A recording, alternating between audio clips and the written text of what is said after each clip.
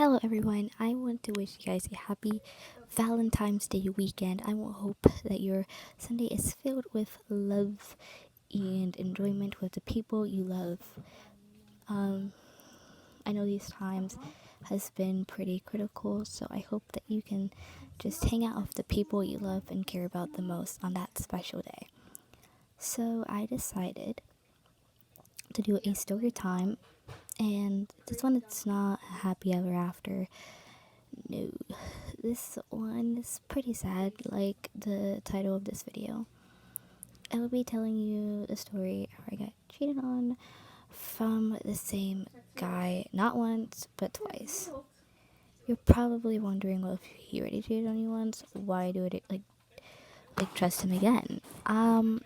Well, he was my everything. I wouldn't be like able to function without him at the time because it was like that relationship was pretty toxic. You know, like when you think it's true love and then like you feel like realize that it was actually a toxic relationship. But that's how I figured it out from my friend who helped me get out of it the second time for good.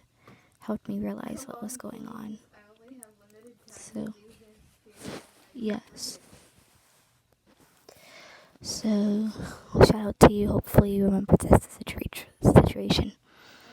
So, basically, um, I'm not going to say their real names in this first story nor the second. I will be calling the boy who cheated on me Hurricane. Meatball was his best friend, and Josephina was my ex-best friend. Okay, so the first thing that happened was that I realized something weird was going on between Josephina and Hurricane. I realized that Hurricane was being extremely friendly and treating me like I didn't exist. Josephina did admit that she had a crush on Hurricane, so this attention was probably something that she enjoyed. Mind you, Hurricane and Meatball loved getting girls, so they would try to have this competition to see how many girls they can date at once. Pretty sick, I know. So then so a couple days later, after I've been realizing the weirdness between them, Meatball comes up to me in the morning and it's like, "Hey, can we at uh talk at recess near a tree?"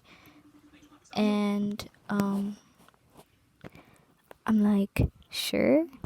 Hurricane was there, so I'm pretty sure he was like, "What is he talking about? Like what?" So I go to the tree that Meatball wants me to meet him at. I'm talking to him. He's like, "Look, I need to tell you something. You probably won't believe it. You just won't believe it." I'm like, "What?" He's like, he's like, um, Hurricane's cheating on you with Josephina. And he said that. I'm just like, "No," because they used to do that to me, like prank me on that. I know you don't do that. He pranked me on that. He used to threaten to break up with me, stuff like that. He was just a very toxic guy, and I'm glad that someone helped me get out of that. And then during quarantine, I met this really nice guy, and I couldn't ask for anything better. But anyway, we're not talking about that. Um, so basically, we were standing behind a tree, and I realized that I was just having my mouth open, and I'm just like, "What? Are you? What is this? Is this happening? Is this really happening?" So I'm just like, "Okay, whatever." He's like, "I can give you proof. I will give you proof if you don't believe me." And I'm like, "Okay." Mind you, he told me that Josephina told him, and then that Hurricane told him in the boys' bathroom.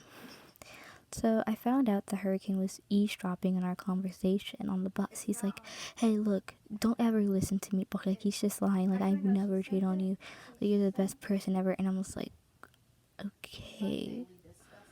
So then after that, the next day, Meatball pulls me aside and is like, "Okay, I'm gonna give you the proof that you want." So he takes me to hide in this place, and then he takes them. And he's like, "Oh, how was your relationship?" And Hurricane's like, "Oh, it's best. It's better than my relationship with her," meaning me.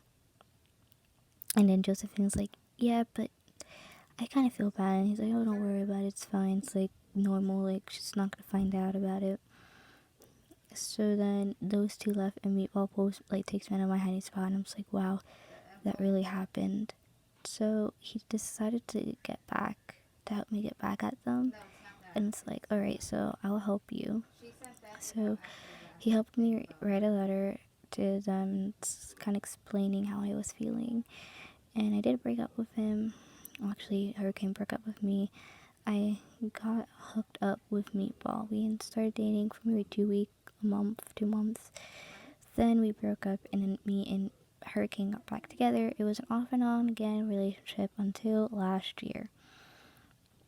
So towards the ending of last year, before we went into quarantine, I realized that he was acting freaking weird again. Mind you, I don't know if he was really cheating on me, but the signs were pretty obvious. So Hurricane and I used to frequently argue, and I guess that kind of like pulled adrift. So basically, we walked.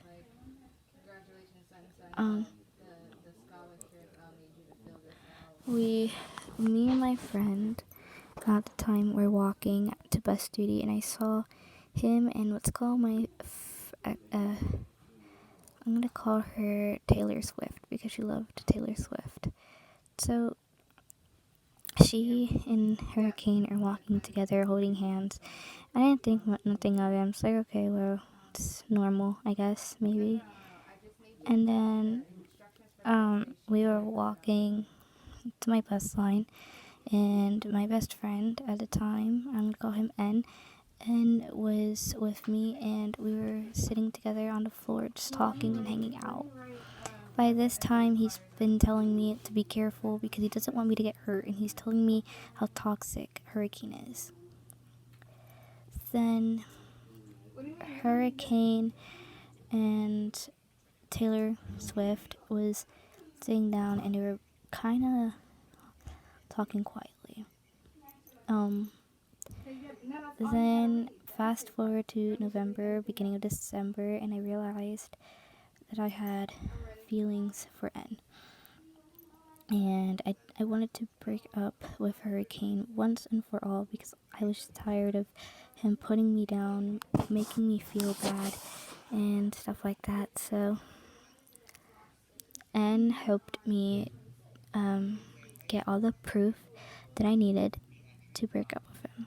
So basically, I was sitting down, and N took him aside and was just basically talking to him, just kind of getting basic information. He told me on the bus that he only was dating me to try to be with my sister. He liked my older sister, and he thought I was annoying, and he didn't want anything to do with me. That really did hurt. I'm not gonna lie. So then after that, we went onto the bus, and we decided that he would be mean to that N would be mean to me so that he can get more information. And I'm just like, okay, but it better not affect our friendship. Then, fast forward a couple days, N admitted that he had feelings for me too, but we didn't date because I was still in a relationship, and we didn't want our friendship to go downhill because we have dated before, and yeah. So then after that, um, I was on a call with Hurricane, and I was trying to act distant. So then after that, he's like, "Do you want to break up?" I'm like, "Yes." So yeah, basically, we broke up, and it was a very great feeling for me, and was very happy. Me and Anne never really dated, but you can kind of say we kind of did. I'll explain that in another story time.